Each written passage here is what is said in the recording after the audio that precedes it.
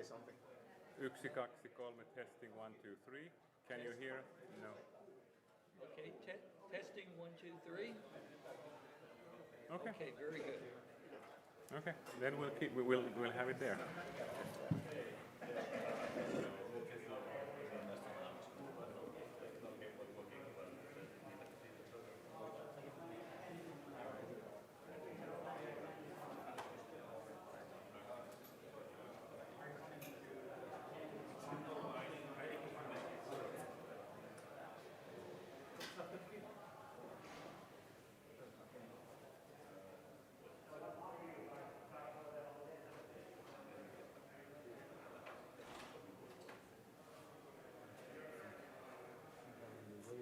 Yes, it's time. I'll get this one. Okay, so we're ready to go?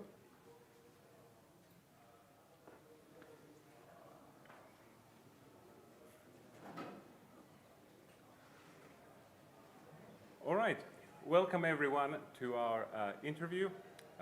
With us today we have Professor Gary Allen Fine from Northwestern University, sociologist.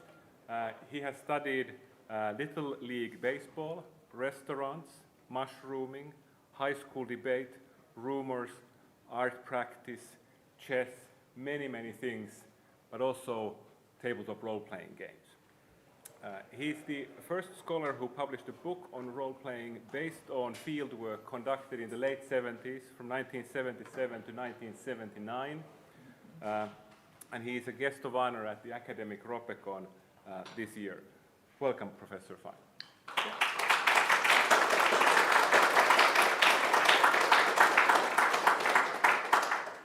I'm Dr. Jaakko Stenros from Tampere University, the Game Research Lab there. My background is in sociology, but mostly I'm a game scholar today. And today we will be talking mostly about his trailblazing book, Shared Fantasy, but we will be touching on maybe some other books as well, probably the book on chess, players and pawns as well. But maybe the first question I'd like to ask is in 1977, this was 3 years after the publication of the original Dungeons & Dragons. That's right. So role-playing was 3 years old. How did you get started in studying tabletop role-playing at that point?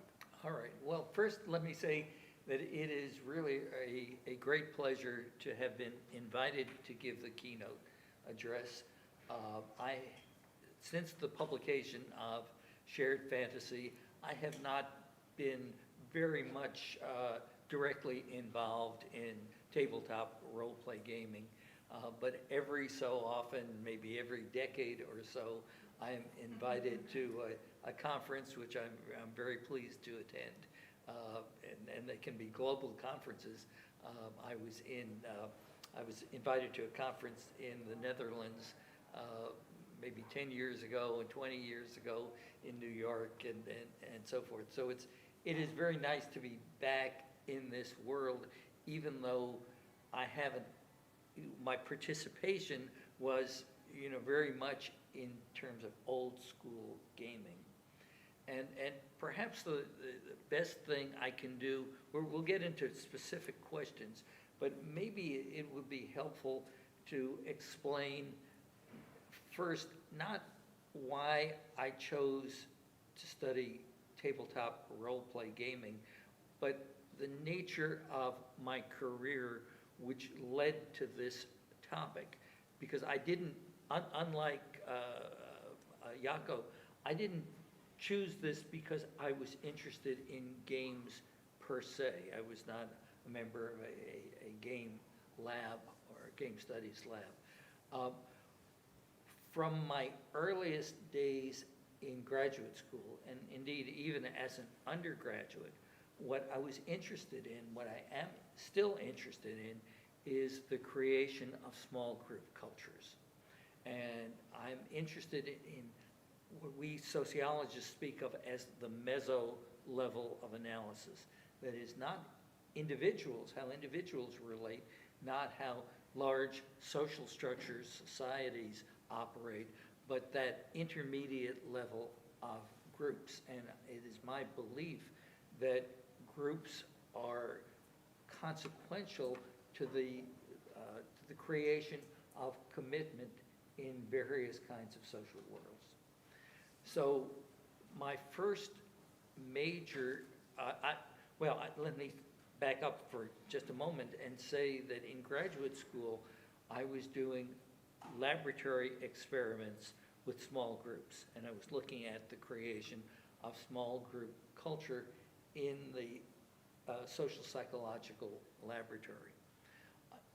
I wanted to escape from that or expand from that, and I was looking, this is back in 1975, looking for a research site where I could study small groups that operated to create local cultures.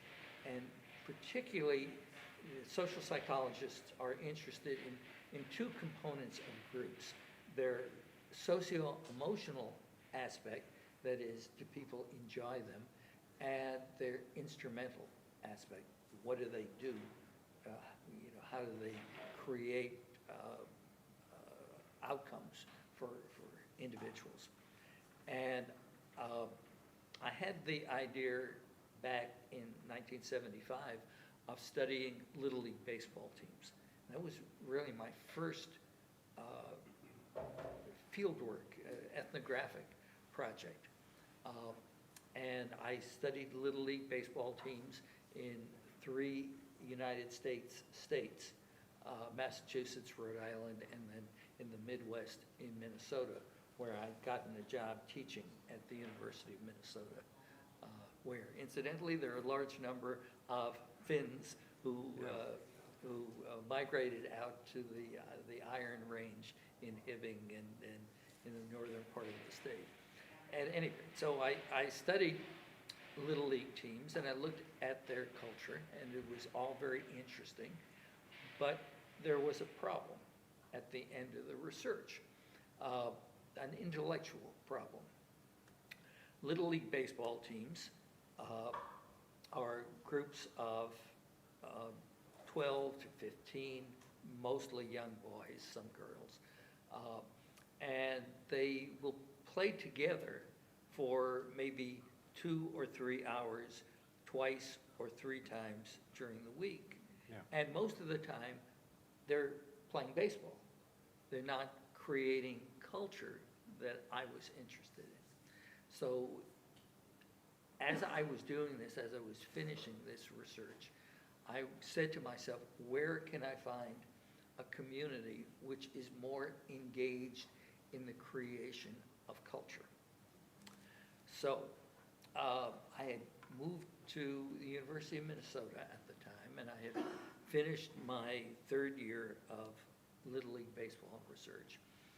And a colleague of mine, another professor, invited me to his home for dinner. This is, I guess it would be sometime in 1977. Yeah.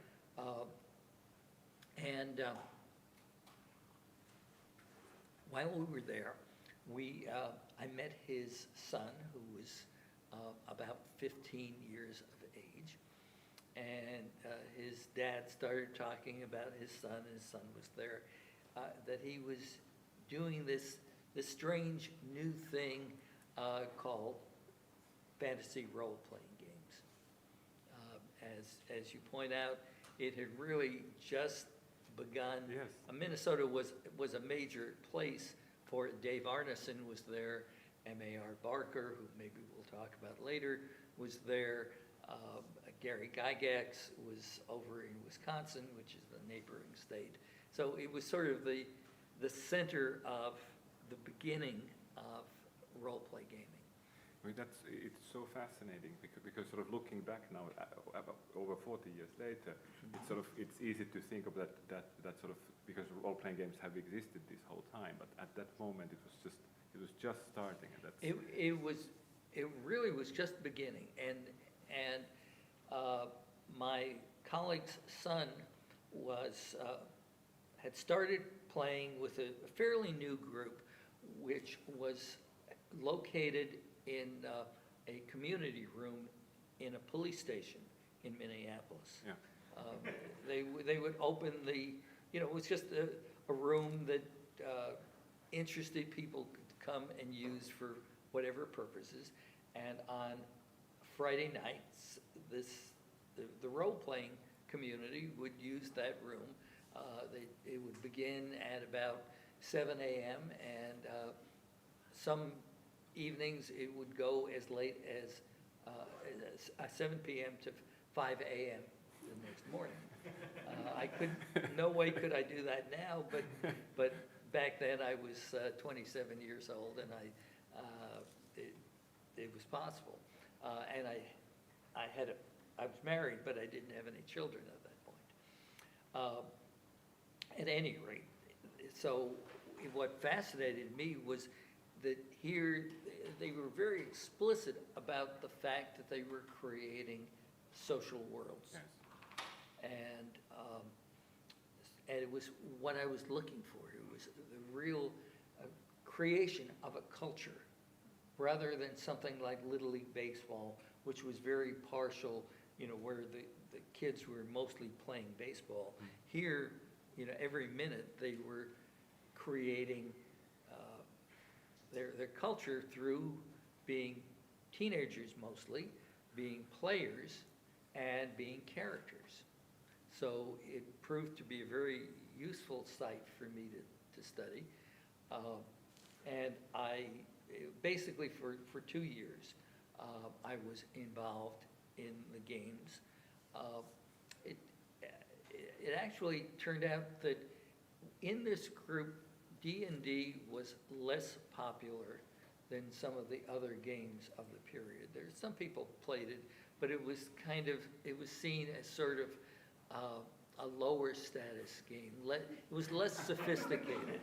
Already in 77. Yeah, absolutely. Already in 77, there was resentment to Gary Gygax and to TSR Hobbies, which owned the game. And really more popular was Chivalry and Sorcery, which attempted in a way that D&D didn't to replicate the Middle Ages. Yes. in a gaming context with the gaming structure. And so we did that, and also Traveler, which is a game, I don't know if it still exists now, but it was an early science fiction role-playing game. Yeah.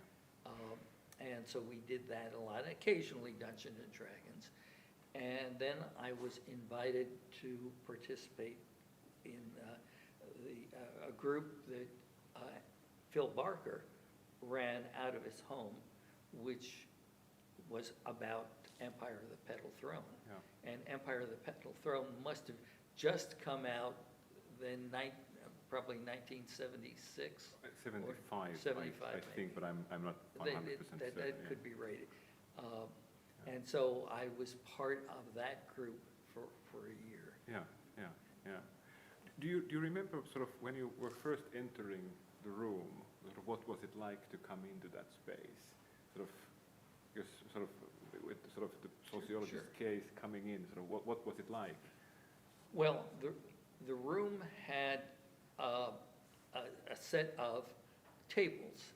I think they were rectangular or square tables rather than round tables. Yeah. And they would be of the size that could seat 6 to 8 young people comfortably. We can talk about gender. It was mostly young men at the time. When I started, it tended to be teenagers, late teenagers, people in their early 20s. By the time I ended in 1979, there were younger players, middle school, junior high school players who were in their mid or early teens. And was it different playing at the police precinct or versus playing at somebody's home? Oh, absolutely. I mean, just in terms of smoking marijuana,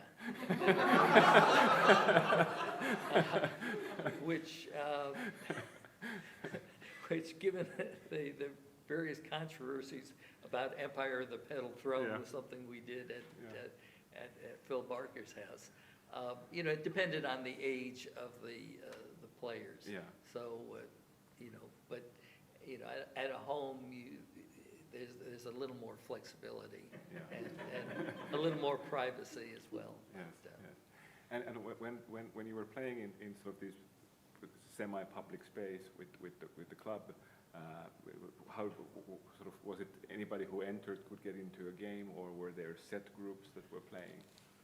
Well, there would have been maybe 4, 5, 6 tables, Yeah. games that were going on Yeah. simultaneously. And over time, you know, people got to know each other. I mean, there were always new Yeah. people coming in, but, you know, you would have a group that you were more likely to continue with. Yeah. Yeah. So some of the games continued over weeks or even over months. I mean, one of the issues was, do you keep your character? Yeah. Or, you know, and in part of my book, you know, I talk about what happens when a character potentially dies. Yeah. And, you know, how the dungeon master or the referee, the game master, often will find some way, some magical spell that keeps that character alive, because part of the goal is to have the players be satisfied. Yeah. And if you kill their character, unless there's, you know, unless the two people know each other and you know, have a background, or the player wants to get a new character, then, you know, if otherwise they're not happy when their elf or dwarf or hobbit is smoked by a dragon. Yeah. One thing that sort of I remember from the book very vividly is your discussion of dice, and how Yes. how all of your informants say that they cheat with dice, Right. both the players and the referees, and especially when it's the life of the character at stake. Right, because, you know, for the referees back then, they would have screens, cardboard screens, and they'd roll the dice. Yeah. And, you know, as a player, you wouldn't know what the dice, what the numbers on the dice. For players, you know, they could always have an excuse, well, it bounced off the table. If they liked the roll and it was on the floor, then they counted it. If not, then they said, well, it's a do-over. And that was very much the case in terms of building a character. Because, well, there was a tendency among these players, and teenage players primarily, to want to have the strongest character that they possibly could. Either that, or sometimes they would be willing to have a low roll on one of the characteristics, and they would play that characteristic for humor. Yeah. You know, low dexterity, so you know, the character would be a klutz and would always be dropping things in the course of the game. So you played these 4 games. Do you have a favorite? Oh, well, oh gosh. I mean, the Empire of the Petal Throne it's sort of a brilliant creation. It was in a way like, you know, if you could imagine J.R. Tolkien having a group, and, you know, the group was playing Middle-earth. I mean, Phil Barker had this vision. Now, we as players didn't always understand his vision, but it was so remarkable, so detailed. He was always creating new scenarios, you know, and so, you know, I mean, again, there's the politics that has now come out, but, you know, certainly I think none of us was aware of it in the 19th 1970s. And it may not have been his politics in the 1970s for all I know. Other than that, I have great fondness for chivalry and sorcery. I played a lot of that, probably more chivalry and sorcery than the other games, because the people that I was playing with thought that was the high status game of the period of the, trying to recreate the Middle Ages. Again, it's kind of like the Middle Age reenactments, the Society for Creative Anachronism, for example, where you're creating the Middle Ages not as it was, but as you wish it was. So, and there was a lot of that in chivalry and sorcery. Traveler, was interesting because in preparation, in doing this research, I read a lot of 1960s, 1970s science fiction, now called speculative fiction. That is such, I would love, if any of you want to be graduate students in sociology, I have a dissertation topic for you, and that is the transformation of science fiction from being, for many years, for most of its early history, into the 21st century, boys' literature. And now, those of you who follow science fiction know there's this controversy, with the Hugo Awards. Many of the winners are women. There are some years in which all the finalists for the Hugo Award are written by women. And then, you have the sad puppies and whatever, the angry puppies or whatever they are. And I think they were both. but it is, when you see a literature changing that dramatically, what is that process? It would be as if romance fiction was now written almost entirely by men, or at least the high-end romance fiction. That hasn't happened.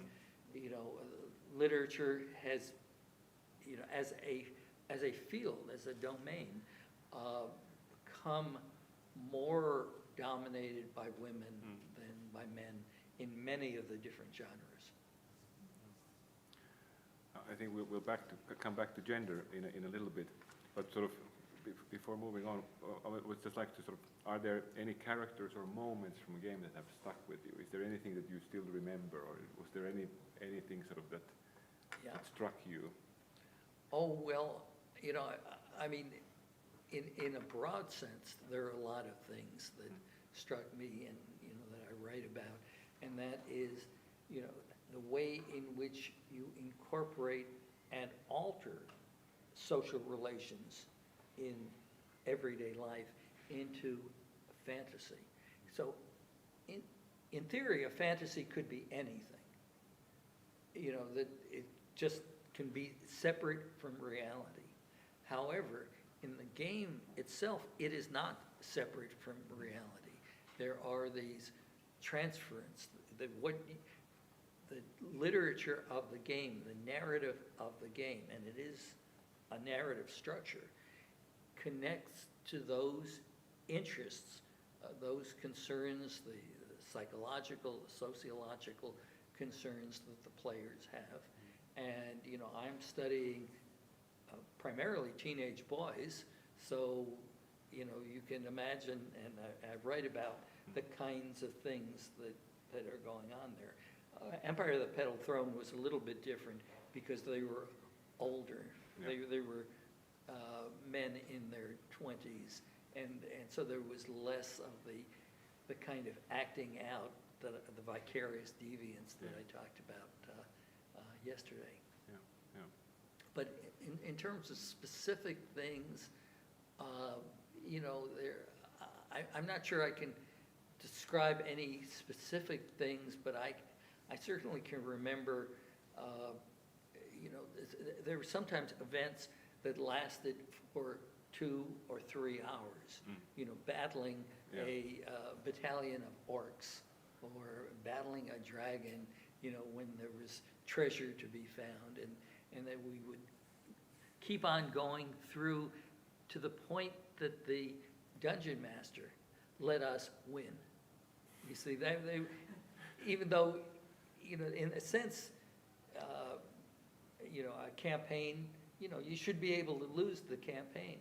In reality, at least in the group that I'm with,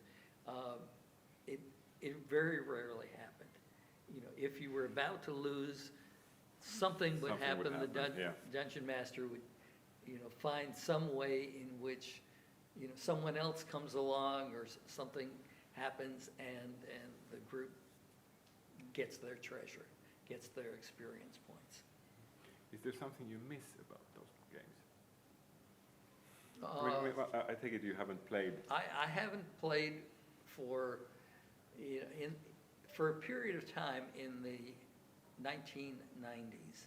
My younger son was interested in Dungeons and Dragons, and so he and some friends, he must have been about 10 at the time, asked me to be their dungeon master, and I did that for a period of weeks. I may not have been a very good dungeon master because they lost interest after a little while, but that was all right. They went on to play Magic the Gathering, and we have boxes of Magic the Gathering, the B series, the beta series, and then the first and second series. So they may be worth something, but yes, but they are. Right, but on the other hand, they were cards that were played, so that they're not fresh out of the box. Yeah. They were just things you would use, like if you're playing poker, you don't really care if the card is pristine. Yeah. One thing that I find interesting is the sort of my whole time of role playing, which is I started in the late 80s, is that there's always been the satanic panic, that there's this, that role playing games are deviant, and they are harmful to children. But while you were studying, this hadn't happened yet. So this is sort of, while you were studying, this was sort of before. Right, it's just beginning. Yeah. And I have written, in addition to Shared Fantasy, I wrote a chapter about the Satanic Panic. I think it came out in about 1990 or 1991. And, the argument that I made, there's this claim, Pat Pulling and others, have suggested that Dungeons and Dragons can lead to suicide. Well, and they have a number of instances. I've read, a list of some 70 young people, teenagers, who were Dungeons and Dragons players and committed suicide. Now, whether there's a cause and effect, not clear. Some cases, perhaps. I mean, some cases are stronger than others. The challenge, the sociological challenge, is that we do not know how many suicides were prevented by Dungeons and Dragons. Because, one of the things that it does is, to take people, no offense to anyone here, who are a little bit of outsiders, a little bit oddballs, a little bit lonely perhaps, and provide them with a community. And absent that community, how many of them would have committed suicide, would have harmed themselves? There is no way of knowing. So there's really no way of answering that question for sure. It is my speculation, and from the ethnography, that it probably has a net benefit, that that people who would be isolated are no longer isolated because they have this community. Yeah. Although there certainly are perhaps a few cases in which, when a character dies or when the group turns on a deviant player, that they will feel so out of touch that they might harm themselves. I mean, yesterday you were talking about soft community. Yes. And I think that sort of, I'm not sure if it comes up in shared fantasy or it is a later conceptualization. I use the term in Players and Pawns. Yeah, that's what I but thought, the idea, I think, is also in Yeah. shared fantasy. So could you explain that a little bit? Yes. So what I was interested in is, I study a lot of different leisure activities, voluntary communities. And voluntary communities are often include people who are a little bit strange, eccentric, deviant in various ways. That's certainly the case with chess players. Chess players often talk about how strange other chess players are. But, here, Finland is going to join NATO, and you all are going to be protecting us from Russia. I don't know. That's, but I think there are enough LARPers and role-play gamers in Russia, so it probably equals out. At any rate, as long as you show a commitment to the game, even if you are a little bit strange, even if you talk too loud, or you're not hygienic, or you have brightly colored hair, or behave in ways that are otherwise unusual. As long as you're committed to this community, as long as you do what's important, you are likely to be accepted. And that was certainly the case with my friends in Dungeons and Dragons and fantasy gaming, including my co-author, Victor Raymond, who is a game designer as well as a sociology PhD, as well as being a key informant for my research. So I knew Victor in the 1970s and as well today. And he was an odd young man. He is grown, he's probably an odd adult, but a very smart one. So do you see the soft community in role-playing games as sort of empowering or toxic? Sort of how, I mean, I'm assuming that there are sort of pulls in different directions. So, Yes. so do you see it as sort of leaning more towards one end or the other? Right. I mean, within any group of people, there can be disruptive activities. And in my talk, I mentioned some of them. There are some people who are kind of invited out, who are, kind of cooled out. We don't really want you to be here, or, you don't get invited to things at people's homes, or you're generally made to feel unwelcome. There are dungeon masters and game masters who are better than others, who are, more agreeable, as well as, I'm not just talking about narrative, in terms of creating interesting fantasies, interesting gaming scenarios. I'm talking about managing people. And, I played with some who were terrific, and a few who, didn't have those kind of skills. Yeah. How do you see sort of gender coming into that? I mean, that's something that you discuss quite a bit in the Yes. book, sort of how it's mostly men, and also that there is sort of the way the men and the boys behave is maybe pushing women and girls out. And I mean, you've studied a lot of communities of men. I mean, the chess players are also mostly men. That's right. Yeah. So was there something specific to role players, or? Well, I mean, I think first you have to go back to the context and the time period. So in the 1970s, a gender division was assumed, and male, it wouldn't be even thought of by men as sexual harassment, or making women feel uncomfortable. It would just be this kind of sexual joking that guys thought was really cool, and you know, wasn't. We're not talking about actual assaults, at least in Dungeons and Dragons in the groups I studied. But we're certainly talking about comments that were made. You know, I mentioned yesterday that, you know, first, there were not very many women or girls who played. Almost all of them, maybe with one or two exceptions, were girlfriends or eventually wives.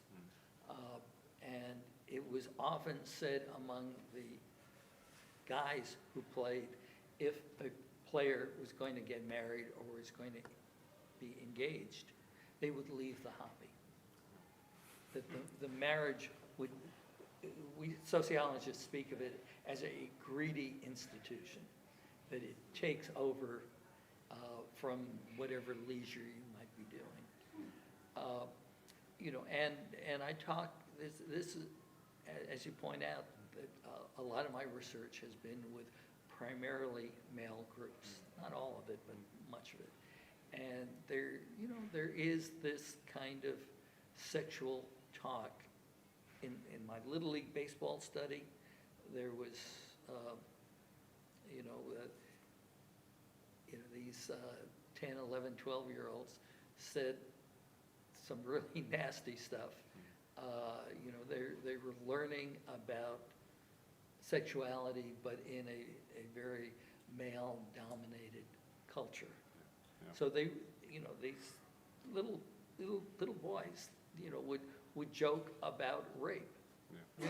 It wasn't clear how much they understood about it, but it was a topic that they thought was vastly amusing. 1974, 1975. You know, Dungeons and Dragons, it's, you know, they were a little more sophisticated than my pre-adolescent boys. But, you know, they, as I mentioned yesterday, there would be jokes or joking scenarios about going into a tavern and hooking up with a barmaid and even using, again, the term rape as something that is amusing. Yeah. I strongly suspect, even though I haven't studied these groups, that you would find far less of that today. But, you know, when I studied high school debate, it was the same thing. There were girls who would participate, and, you know, there would be remarks that would be made about, you know, about these high school girls. Yeah. And I think it comes up in the chess book as well. And it happened in the chess book as well, and even in mushroom collecting, it happens, because there are mushrooms that look like male penises. So that became a topic in which But of course. yes, phallus imputicus is one, or also known as the stinkhorn. It's and so that, but sexual joking is one way that you know, communities can enjoy being together, except for the fact that, you know, it has to be accepted by all of those who were then a part of the community. And in chess, there is that same kind of difficulty that women chess players will often talk about, that they're not treated seriously or they're joking. You know, there are jokes in chess about female players hooking up with males at progressively higher levels. Yeah. You know, and the trading sex for whatever kind of knowledge that they can get. It seems like it's something that male groups often use to sort of draw a line between who is in and who is out. Or yes, that's right. Yeah. Oh, and actually, you know, I studied, one of the things that you didn't mention, I studied restaurant kitchens. And the same thing was there. This is in the early 1980s. I was studying early, mid-1980s, and there was the same kind of joking that went on. And for a female cook who could take it, who could joke with the male cooks, she would be accepted. But if she couldn't, she would be rejected. And I have an instance in which there was a fairly talented young female cook who was basically excluded and pressured to quit. Yeah. We'll have audience questions at the end, so we'll come back. Then sort of the other thing that I was thinking sort of from the point of view of a community that tolerates all kinds of things and includes all kinds of people. I mean, we already mentioned M.A.R. Barker, who this year it has come out that he has also under a pseudonym written a neo-Nazi / white supremacist novel, and during the 1990s he was an editorial advisor committee for a Holocaust denial journal. Yes. And as a matter of fact, this is interesting. One of the areas that I do research in, a little different than this, is collective memory and people with difficult reputations. And at one point, I was invited to a conference, and I did a paper on Holocaust denial, which I don't want to get into the details too much, but I had the opportunity to look at issues of the Journal of Historical Review, I believe is the title of that journal, the Institute for Historical Review, which is a Holocaust denial journal. And I noticed that there was I think Phil Barker. It wasn't M.A.R. Barker, that would be obvious, but it was Phil Barker. And I said, gee, I knew that, Phil, was from Idaho, was born in Idaho, and had converted to Islam. And I said, well, that's interesting. I wonder if this is the person I knew. Yeah. I had been out of touch with him for quite a while and never, it was just something I noticed and wondered about. Yeah. And, but certainly in our gaming group, I didn't have any sense of that. So. Has sort of finding out about this, has it had any effect on you, or how you sort of reflect on that time? Well, it just reminds me of the complexity of all of us, and how many different segments of our lives there are, and how potentially changeable they are. So, I knew Phil Barker in 1978, 1979. Did he believe in Holocaust denial or Holocaust revisionism? I have no idea. In 1979, the novel, which I haven't read, but I've read about, is kind of it is anti-Semitic, but it's not quite genocidal. It stops short of that. So it's not a pure, we're going to kill all the Jews, all the, enemies of the Aryans. But it certainly has what I understand, not having read it, but has that flavor of, the people who are destroying the world or All right. Jumping into a slightly different topic, one thing that I've sort of noticed while I was reading the book, I hadn't read it in 15 years from the beginning until sort of this week, and one thing that I realized was that there's a lot of scaffolding in the beginning as to sort of where sort of negotiating for the acceptance and recognition of studying, leisure, and games and these kinds of activities, which I recognize very much from sort of game studies 20 years ago, but this is much earlier. Yeah. So sort of wondering, what was it like to pick this kind of a Sure. topic in the late 70s, early 80s, and Yes. how was that received? Right. So one of the decisions that I made, it was a decision that turned out just fine for me, but was a little bit dangerous, is I decided that I was going to study what other people considered trivial domains. And I wouldn't strategize too much about whether I would get a job or whether I would get tenure or anything of that kind. Maybe I was foolish in not considering it, but maybe I was arrogant as well, saying, well, maybe no one else can do it, but I can do it reasonably well. And, and I created a brand for myself, so in the 1970s and on. And it was true for Little League Baseball. I mean, who would study Little League Baseball? And it was certainly true for Dungeons and Dragons. Now, when I started doing this project, I had contact with an editor at the University of Chicago Press, which is one of the 2 or 3 major academic presses. And she suggested that I send the manuscript to the University of Chicago Press. There really was not very much research at that time on popular culture and on leisure, at least mainstream sociology research.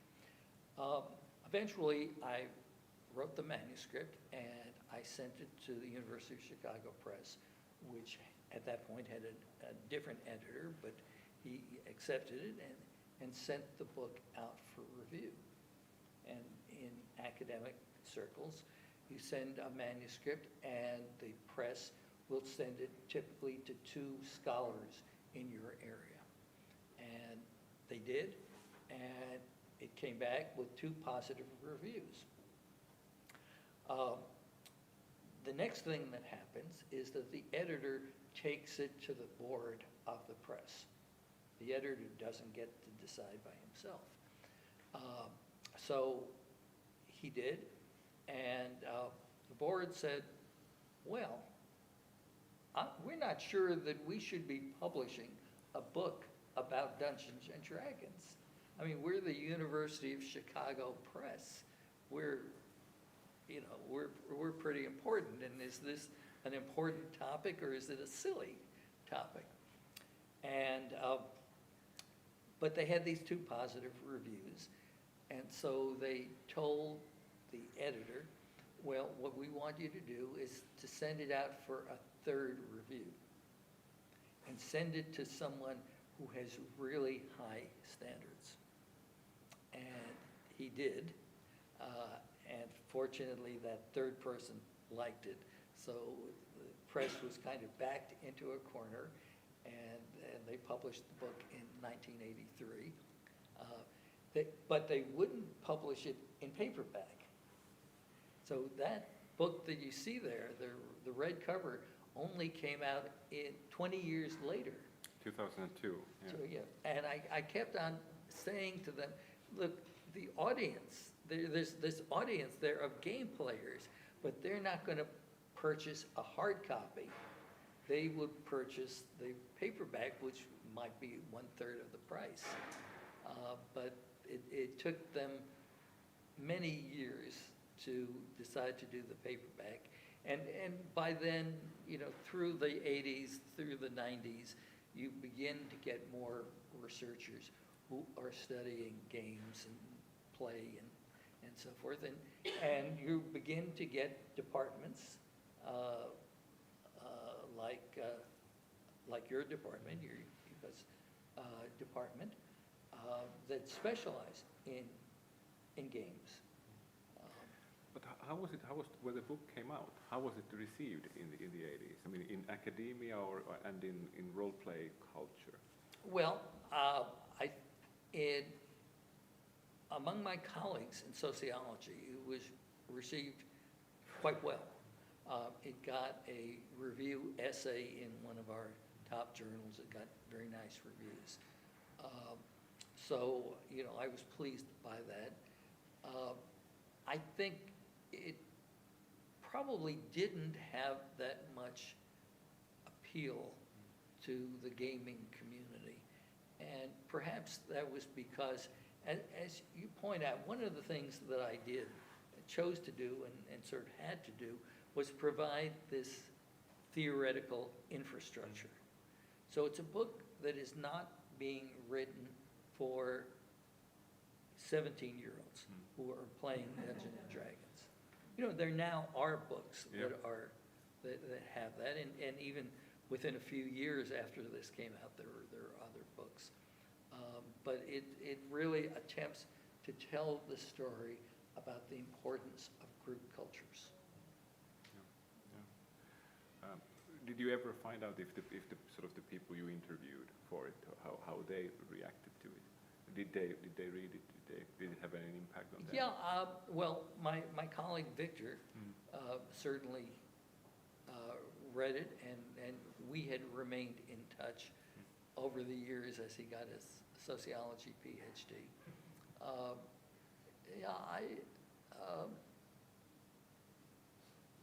I'm not sure how many of them read it because of again, that infrastructure. You know, I certainly, well, let me think. You know, I don't think that TSR Hobbies liked it very much. Okay, so is there a juicy story of how Gary Gygax reacted to it? Well, it's not so much a juicy story, but that, you know, I sort of imagined that the book would come out and the gaming community would be paying attention to it. But, you know, Gary, who I didn't know well, but I knew I interviewed him, and I interviewed Dave Arneson and Barker and a few others, you know, they didn't want to publicize it. Yeah. Why? Because I talk about these issues of gender. And, you know, even though it doesn't make the game look bad, it makes it difficult for the community. I mean, it's one of the issues in my research that I try to present a full picture, and that full picture involves sexism, and in some of my books, racism. And so even though it treats D&D with respect, or Little League Baseball with respect, or chess with respect, you know, the people who are in charge, you know, the Little League Baseball really wanted nothing to do with me, because I was talking about these pre-adolescents using, you know, I would talk about their sexual jokes as part of the book. It wasn't an attack on youth baseball, but it was a picture of how 10-year-old boys talk about girls. Yeah. And so they wanted, Little League in particular, wanted nothing to do with me, which I learned about, but I think Gary Gygax sort of felt the same. You know, they had enough problems on their hands in '83, yes. with you know, James Egbert and Pat Pulling and so forth. Yeah, because sort of reading it today, the thing that is striking is that sort of some sections of it are very recognizable, even as sort of looking at the role play culture of today, and then there are parts that sort of the ones that are no longer recognizable, they're a picture of a time, and we have very little sort of this kind of evidence from there. So it is very important and still relevant. And then in 2002, the paperback comes out, and in the back cover it says, "This classic study." So in 20 years it had, or in 19 years it had turned into from sort of, we need to get a third reviewer to somehow manage it into a classic study. Well, I think they realized that there was a market there. And so there being that market, you know, the copywriters went to work and figured out what, you know, what might sell. But I think that, I think the book was, you know, by 2002, it was print on demand. I mean, it's not that they had a warehouse full of shared fantasies, but that they can print them easily, you know. I'm sure they have, I know they have some. Yeah.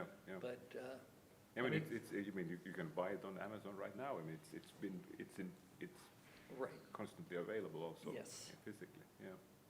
And a few years later, I mean, game studies started to really pick up in the sort of turn of the millennium, and in one of the very early game studies readers, the chapter on frames and games and how sort of the person, the player, the character is included in there. So. Right. I think that's one of my contributions to, and you know, as an undergraduate, I was a student of Irving Goffman, who is, you know, fairly well known in, well, certainly in sociology, but also in gaming studies. Yeah. And the issues of presentation of self, impression management, framing, and yeah. I mean, his essay "Fun in Games," which you also of course referred to, and frame analysis, come up a lot in game studies. Yeah. So I was very fortunate to be at the University of Pennsylvania while he was teaching there, and you know, I served as his undergraduate research assistant for a period of time. Yeah, you know, it's sort of your three frames are something that does come up in almost all sort of role play research somehow. So that's a very common. Or then people make their own 4 frames or 5 frames. Or Okay. Fair enough. Adding to that. How did the study of role players inform your later work when you're looking at sort of other microcultures or group? Well, it's all part of a trajectory, you know, going from the Little League Baseball project, which was my first one, and then looking at how cultures get elaborated. And I think one of the things that is interesting here is about the idea of imagination and fantasy, and the fact that fantasy, in theory, it can be anything, but in practice, it is limited by the context in which people are imagining, in which people are creating. And so that, you know, daydreams, for example, they're not just random. Dreams are not just random. They are integrating issues, concerns that the dreamer, the daydreamer has, the role-play gamer has. And so, you know, it provided this deep dive into the possibility of the creation of a culture. You know, from there, my next study was a study of restaurants. And so what I was interested in was how a group created an aesthetic. Yeah. Because often we don't think of restaurant cooks, particularly when I was writing this and doing the research in the 80s. You know, it was before, you know, restaurant culture had fully developed. I'm sort of, for many of these studies, an early actor in studying things that became more popular. You've been really great at identifying interesting areas. Well, I guess it's one of my virtues, the kind of curiosity. But on the other hand, you know, colleagues will often say, well, you study so many different things. And, you know, they'd say, basically, I have the equivalent of academic ADD. And I would say, no, I don't. It just appeared, I study different places, but I keep on studying the same thing. That is, how groups matter in terms of creating commitment, in creating narrative, in creating knowledge. And that all of these studies, whether it's of restaurants or mushroom collecting or folk art collecting, I wrote a book about that, government meteorology, and my latest book is coming out in either December or early January, is a study of senior citizen political activists in the United States, progressive activists. So, you know, and I think it's going to be like the others, that I show great respect, but I also say what they say. And so I think they're not going to, you know, there'll be some worry about that. Yeah, holding up a mirror or, picture. That's right. Yeah. I mean, I'm just listening, I listen very carefully. I try to have a generosity towards each of the people that I'm studying, but at the same time, that generosity, you know, it's not that I'm saying these, you know, Dungeons and Dragons players are sexist, but that comes across. Yeah. You know, but I try and present the world as it is to them. And that's true for the book on chess and all the others. So looking at these many things, sort of, is there something that is exceptional about role-playing games or games in general? Is it the fantasy, or is there something else that sort of... Well, it's the fantasy connected with the narrative. I mean, what they are doing, it is a form of action-laden storytelling. It is related certainly to improv. You know, improv are short scenes. These are more extended scenes. You know, and it's based on a set of literatures. So it's not just, well, we can create anything. It's, you know, there's Tolkien out there. There's,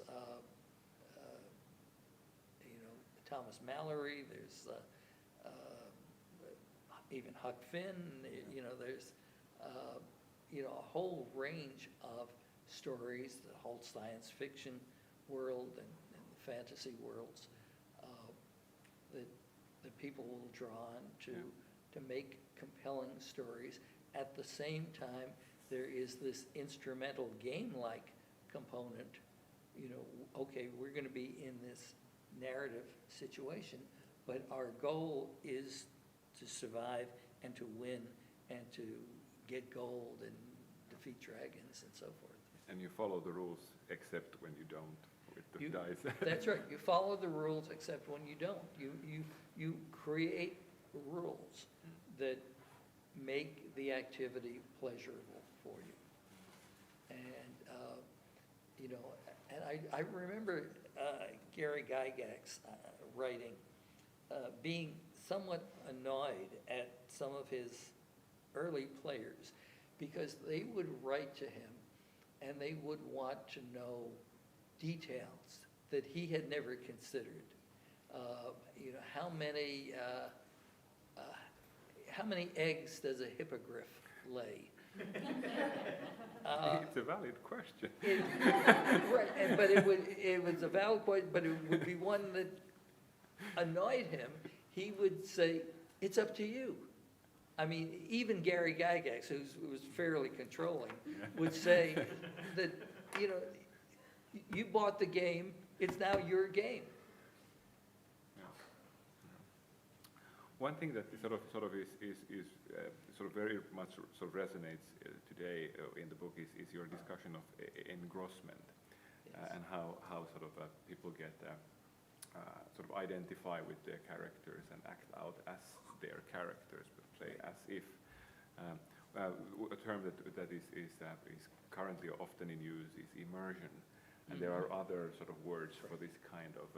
So yeah, are you sort of when you were sort of selecting that word, sort of where did that come from, and sort of are you aware of these other discourses, for example, around immersion or other words for this? Well, I think engrossment it may well be a term that Goffman used. It's, the issue is, to what extent are you going to play your character? Are you going to get so much into that character that what you do is what that figure does? Or are you going to play yourself if you were that character? If you were a chaotic paladin, let's say that's a contradiction maybe, but if it were you who was that person, what would you be doing? Or as opposed to what would that character be doing? And that's part of what was going on in terms of creating the character sheet. Because you wanted your numbers, for dexterity and endurance and wisdom and charisma and so forth, to be the numbers that you wanted so that you could play yourself. So someone like me, I would want to be high in intelligence because for me that's important. Endurance didn't matter that much, and when I would play my character, it really wouldn't be a part of the game. Now, good versus evil, chaotic versus lawful, that does enter in, sometimes seriously, sometimes humorously.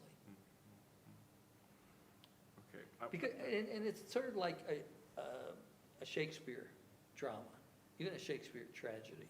There are tragic moments and there are comic moments. There are comic moments in Hamlet, in King Lear, and so forth. And a good DM will incorporate a whole variety of emotions in the course of an evening. There will be times that you will have a battle and you'll be rolling a lot of things, and it's possible that characters could die or almost die, and there would be other times in which silly things happen. I noticed that the audience is shifting a little bit, so I think we need to bring this to a close soon, but I have to ask about method, and I feel that now sort of we've discussed so many other things, and now we can go into method a little bit. Because there's a few things that I find super interesting in the book, and one is your discussion of participatory observation, and then when you take the referee role, the game master role, what happens then? And that I found that sort of interesting. So right. So in sociology, doing participant observation, or what's now called ethnography, was relatively uncommon in the period that I was doing it. There were a number of us who were then young scholars who were doing that kind of research. We're now old scholars, but that's over time. The idea was that we don't need to do statistical analyses. We don't need to do surveys.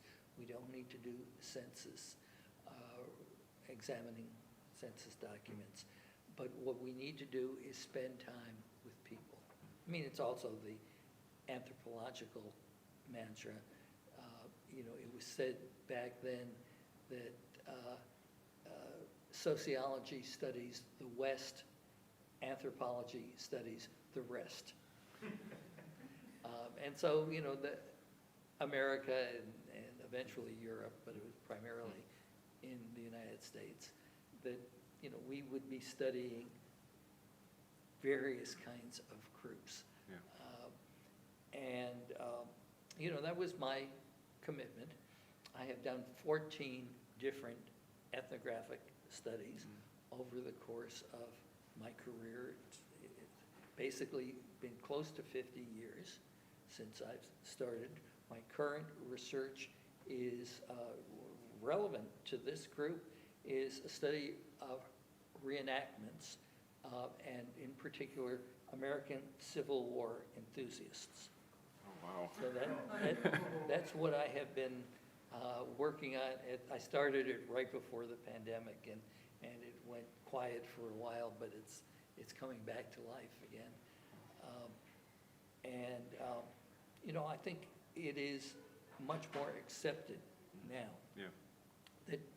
The challenge, however, at least in sociology, is I think it is important, as I have tried to be, if I can say, nonpartisan. I don't mean in a political sense, but, I'm not a part of the groups, really. I'm looking from the outside. I don't study things that I know.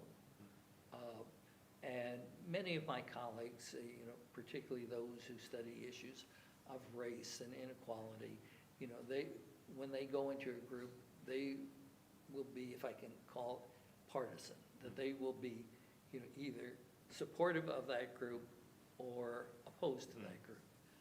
I think that is a mistake, understandable mistake, but a mistake nonetheless.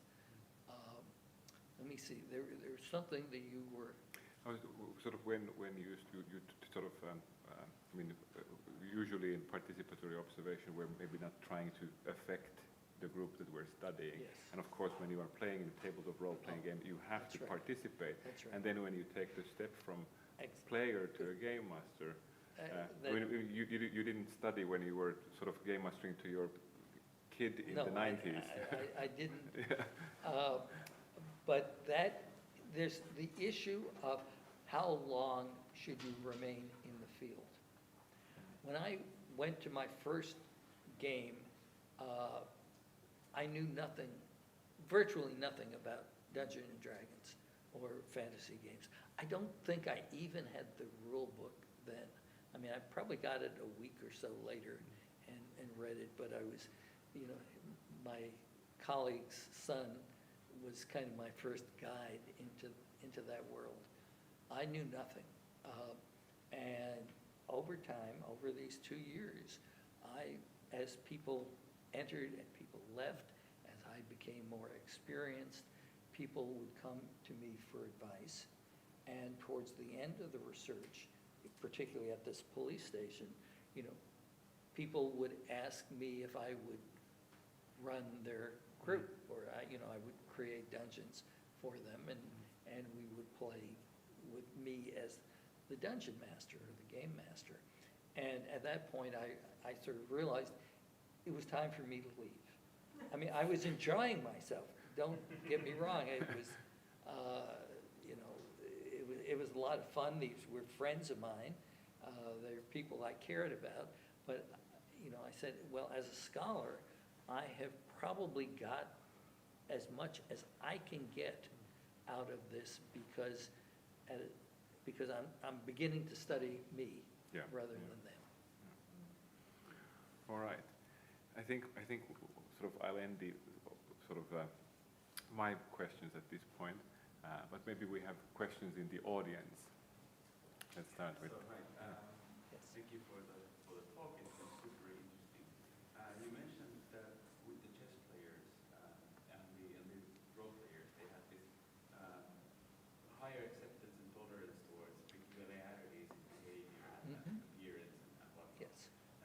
Do you know why? Why these?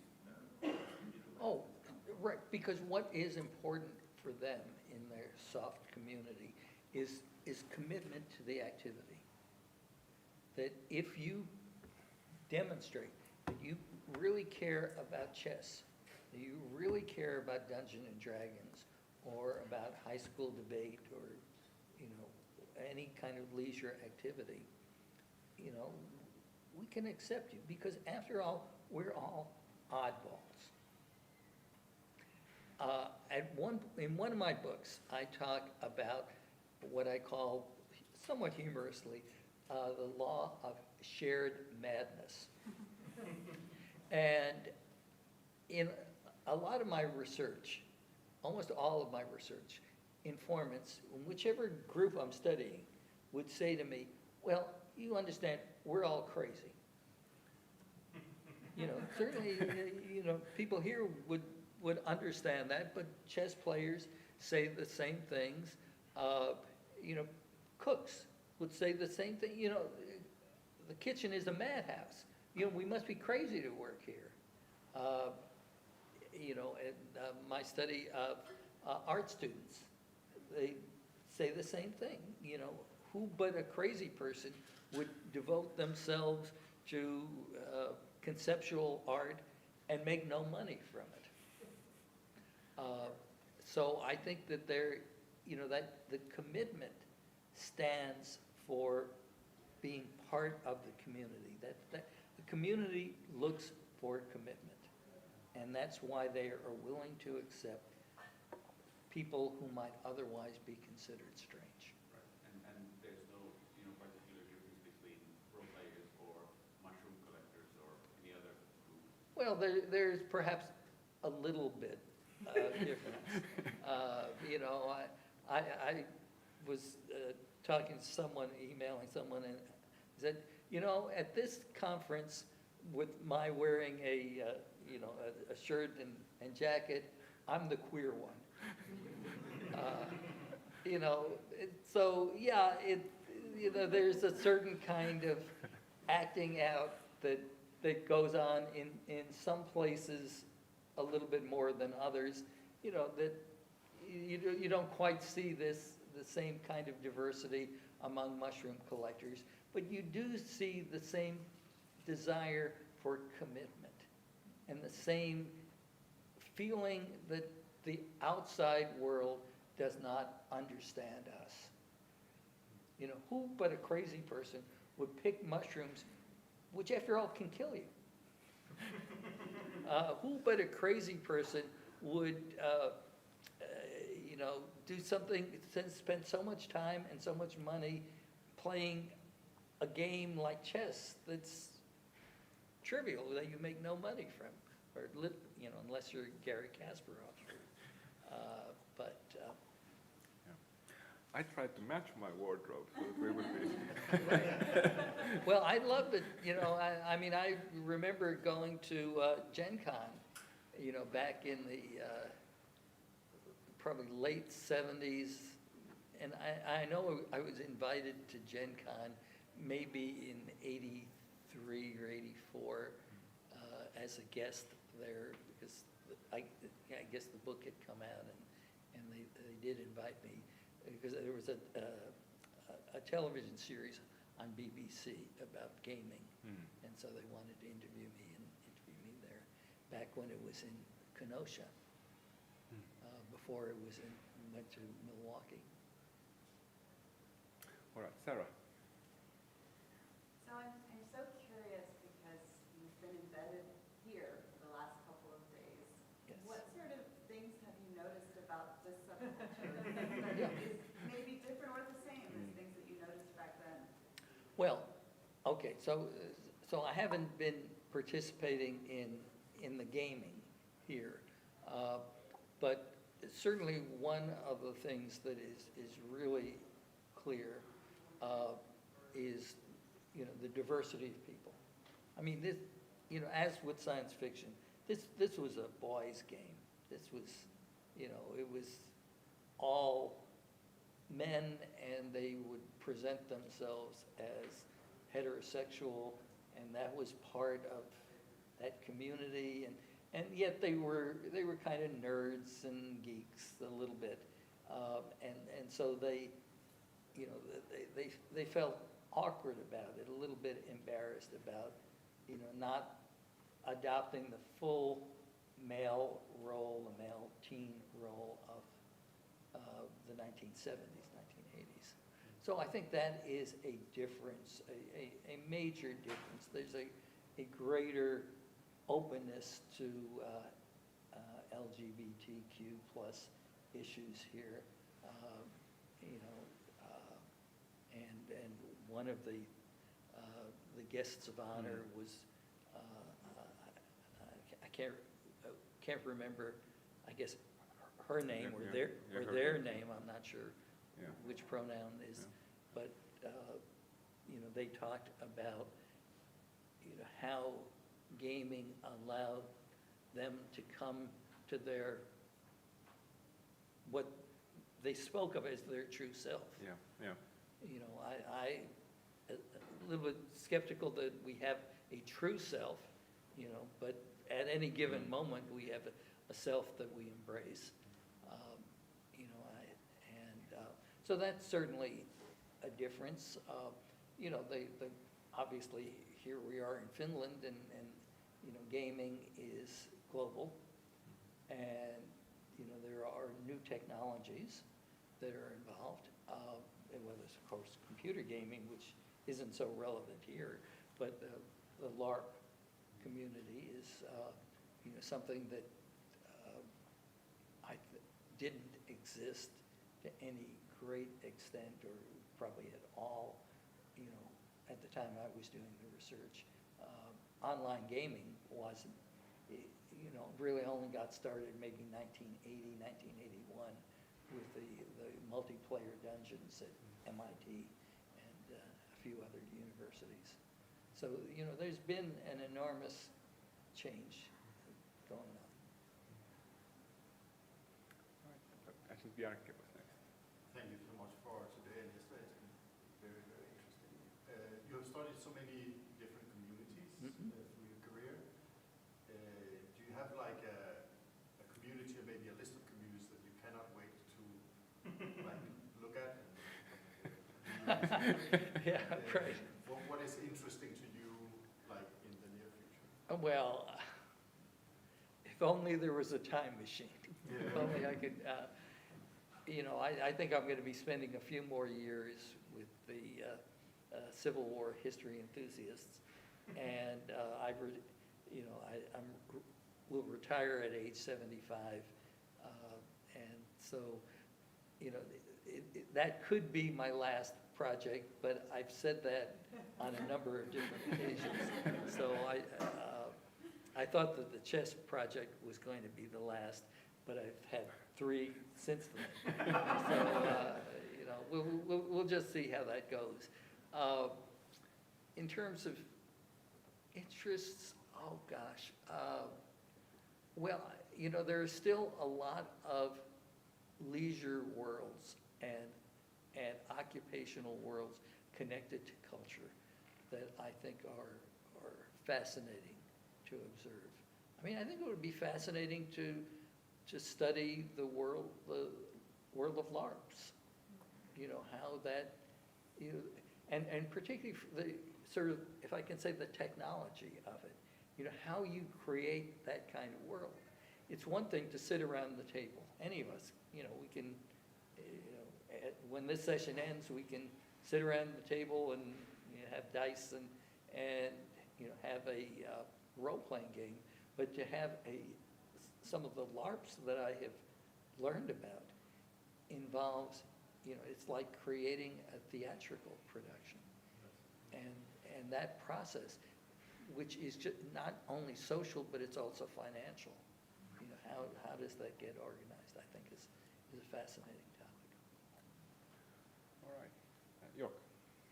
Thank you again so much for this presentation as well. Now you said you've studied the same thing the whole time. You've looked at communities and groups and how those help us create good things, basically. And I wonder, we're living in a fractious time, and I think in small communities and in our societies, we need all the help we can get. Is there something that you wish everybody knew about communities? Well, wow, that's an interesting question.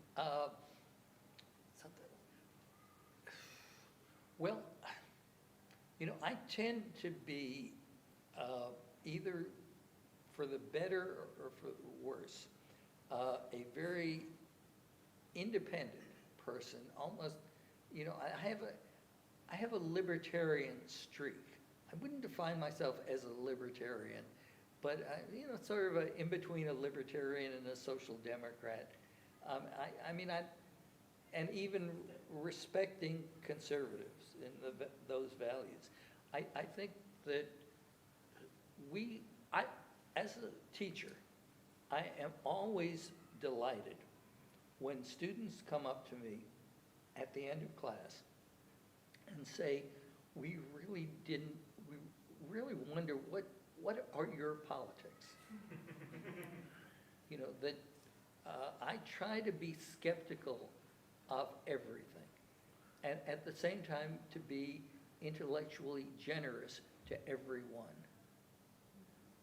And so that makes me, you know, someone who in class can argue, can present, maybe argue is not quite the right word, but present the ideas of people who, you know, who are, you know, nationalist or populist or socialist, or, you know, to understand why good people, serious people, thoughtful people can take such a range of beliefs. I saw you Yes. have, Hanne. Yeah, yeah. yes.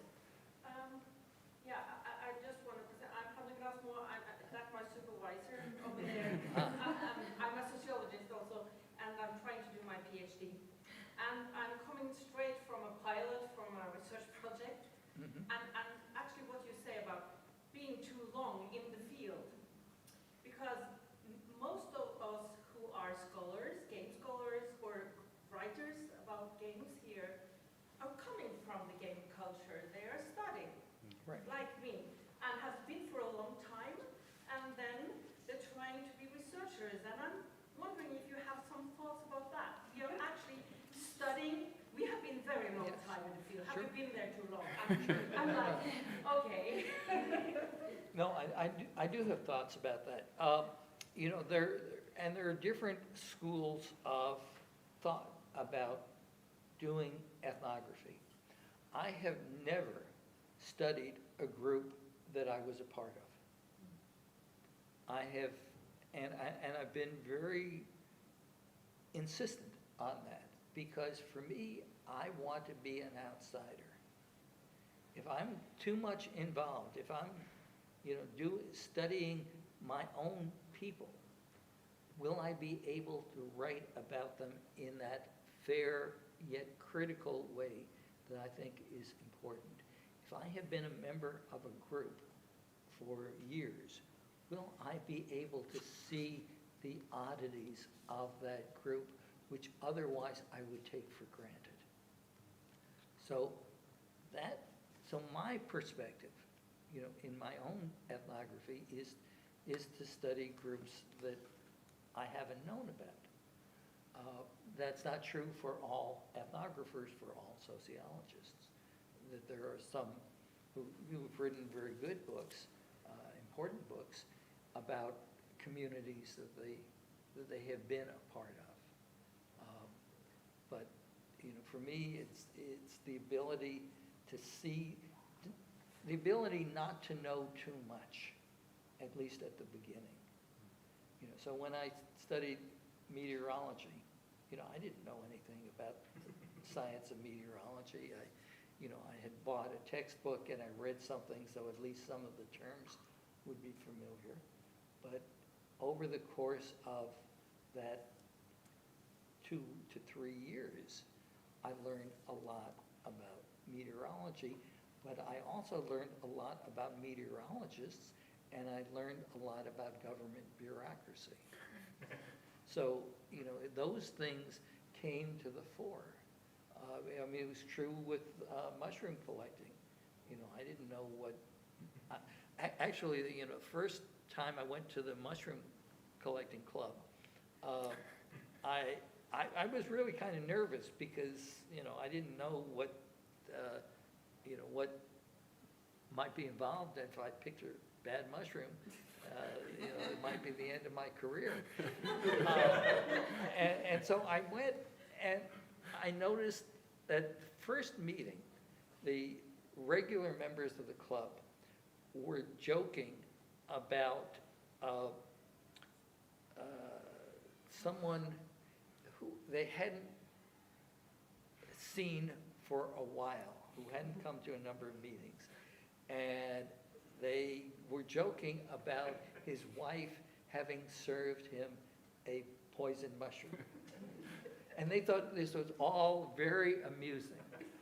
And for me, I was very nervous that, but, you know, it taught me something about their view of expertise and their view of risk. And so, you know, the kind of questions that you can ask, you know, if you're not a member of the group, will sometimes differ from the questions you will ask if you've been a part of the group for a long time. Okay, we could be here all night. Well, we have a while. Let's take these three questions. Let's start with Josephine. Yeah, I have a two-part question. First is very short. It's more of a comment, maybe. No, it's not a comment, it's a question. Questions. And the first one is kind of silly, but I just can't get it off my head. Because you talk about how you, like every 10 years, you get invited to game conventions. Yes. Are there also mushroom conventions or context where you are invited every 10th year? Yeah, I mean, well, I will occasionally get invited. There are mushroom clubs. There are mushroom forays. I haven't been invited to a mushroom foray, but there are mushroom clubs, and I occasionally get invited. You know, I was invited to give a talk in San Francisco and in Chicago, where I'm located. My other question is that you said you never studied a community you're a part of. What are your communities? Well, maybe it doesn't speak so well of me that, you know, people might say, well, you should get a life. My communities are the communities I study, but not entirely. You know, I have remained a part of some of these communities, like the folk art community, restaurant community. I still know chefs.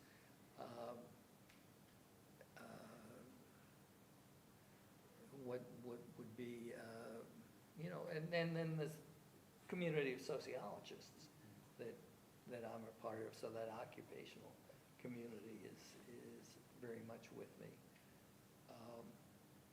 You know, I get involved in these activities. I write about them, I analyze them, but I also continue to think about them. All right, I think you were next. Yeah, you mentioned about the sub-communities and commitment being like a requirement of kind of, as you mentioned about the restaurant culture, the women were expected to take some like sexist jokes on the chin to kind of be accepted into the community. And that kind of reflects also kind of on the gaming culture, and makes me call to question the idea of like commitment being like a kind of a true requirement. Do you feel like it's more like noise that's kind of in between the acceptance into the community, or could one maybe, you know, call to question the whole idea that the commitment is actually only a requirement? Well, I think it's to show that you want to be part of that world. And that world is not just the substance of what you're doing, but it's you're wanting to be with these other people. And that is a part of it. So I have a chapter in an edited book about the restaurant community, in which I talk about being one of the boys. You know, as was mentioned, many of these communities are predominantly male. Not all of them, but many of them. You know, those female cooks who could be, you know, who would take joking in stride, who wouldn't be offended in this male-dominated world, are those who get accepted in this world. So there was one restaurant in which, you know, the cooks are in the kitchen, but there are these windows that they can look out at the diners. And sometimes the cooks, mostly men, will, if they see a particularly attractive, well-endowed woman, will gather by these windows and will stare at her. Okay, so what do the women do? The ones who are accepted can do the same for attractive men. Hey, we're just like you. We're one of the team. Now, that may be, and not maybe, but it is offensive to some of the female cooks that I got to know who were never fully accepted, this in the 1980s. It's an indication that you are willing to give of yourself to be part of that community, even if you have to make adjustments to do it. And if you're not willing to do that, if you are going to stand up and say, no, this is wrong, well, at that time, the community will not accept you. But as in the case of role-playing games, you know, over the years, things change. Communities grow. There are alternate communities. They get integrated, and so what was true of the role-playing community in 1978 is not true, is very different of the role-playing community in 2022. Markus. I get the last question. Everyone asked small questions. I'm going to ask a huge one. So All right. you have been studying this, was it 14 or 17 communities of mushroom pickers and methodologists and restaurant workers. So what happens when you connect the dots? Is there a grand unified theory of leisure communities coming up, or? Yes, I'm happy to say I have two books that talk about that, because you're not the first person who has asked me that. As I said, you know, people will say, well, you've studied so many different things. And I will say, no, I've studied one thing. And they will say, well, show me. So I have a book called Tiny Publics, which takes on these multiple groups that I'm studying and attempts to provide a theory of group culture and group action. And that is, everything's available on Amazon. That's available on Amazon. Can you And sell it to us? I'd be happy to. Pitch it. Like, what's?